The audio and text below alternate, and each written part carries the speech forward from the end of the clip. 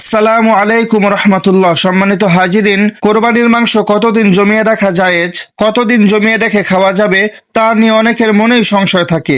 মহানবী সাল্লাল্লাহু আলাইহি ওয়াসাল্লামের হাদিস বিশ্লেষণ করলে এই প্রশ্নের একদম স্পষ্ট এবং চমৎকার একটি সমাধান পাওয়া যায়। এই বিষয়ে বুখারী ও মুসলিম শরীফ সহ বিভিন্ন হাদিস গ্রন্থে স্পষ্ট বর্ণনা রয়েছে।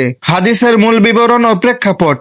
ইসলামের শুরুর দিকে মহানবী সাল্লাল্লাহু আলাইহি ওয়াসাল্লাম 3 দিনের বেশি কোরবানির মাংস জমিয়ে রাখতে নিষেধ করেছিলেন, কিন্তু পরবর্তীতে তিনি নিজে এই নিষেধাজ্ঞা তুলে নেন। নিষেধাজ্ঞা ও তার কারণ: 1 বছর মদিনায় প্রচন্ড দুর্ভিক্ষ দেখা দেয় এবং বাইরে থেকে অনেক গরিব ও অভাবী মানুষ মদিনায় চলে আসেন।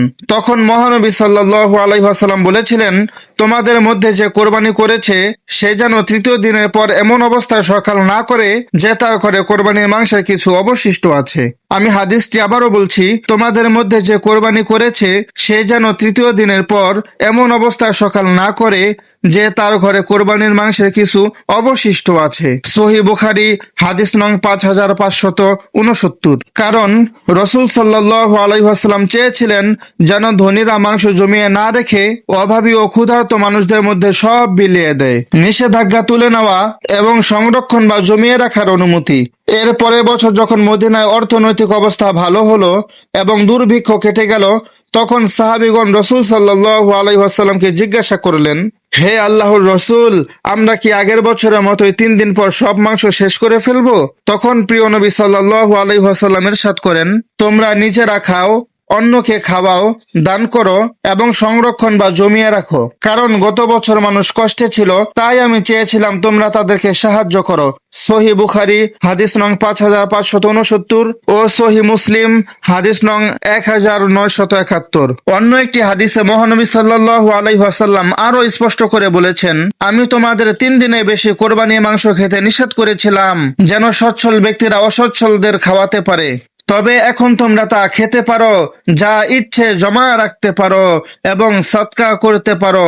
সহিহ মুসলিম হাদিস নং 977। সহজ কথায় উত্তর হলো, কোরবানির মাংস 3 দিনে বেশি জমিয়ে রাখা এবং ফ্রিজে রেখে দীর্ঘদিন খাওয়া সম্পূর্ণ জায়েজ। এতে কোনো গুনাহ বা ক্ষতি নেই। ইসলামের উদারতা। ইসলাম একটি সহজ ও যুক্তিসঙ্গত ধর্ম। মদিনায় যখন দুর্ভিক্ষ ছিল তখন 3 দিনে বেশি রাখা নিষেধ ছিল যেন গরিবরা মাংস পায়, কিন্তু স্বাভাবিক সময়ে দীর্ঘদিন জমিয়ে রাখা সম্পূর্ণ জায়েজ। অনেকেই প্রশ্ন করেন, ফ্রিজে রাখা কি জায়েজ? হাদিসে সংরক্ষণ করার স্পষ্ট অনুমতি দেওয়া হয়েছে, তাই বর্তমান যুগে ফ্রিজে রেখে বা যে কোনো উপায়ে মাংস দীর্ঘদিন সংরক্ষণ করে খাওয়াতে শরীয়তে কোনো বাধা নিষেধ নেই। উত্তম নিয়ম ও সতর্কতা। যদিও যতদিন ইচ্ছা মাংস জমিয়ে রাখা জায়েজ, তবুও কোরবানির মূল উদ্দেশ্য হলো ত্যাগ ও সামাজিকতা। তাই ফ্রিজ ভর্তি করার চক্করে যেন গরিব, মিসকিন এবং আত্মীয় স্বজনরা তাদের হক থেকে বঞ্চিত না হয়। মাংসের একটি বড় অংশ বন্টন করে দেওয়ার পর নিজের অংশটি ফ্রিজে দীর্ঘদিন রেখে খাওয়া যাবে। তো সম্মানিত দর্শক, আজকের জন্য এ পর্যন্তই। দেখা হবে আগামীকালকের ভিডিওতে।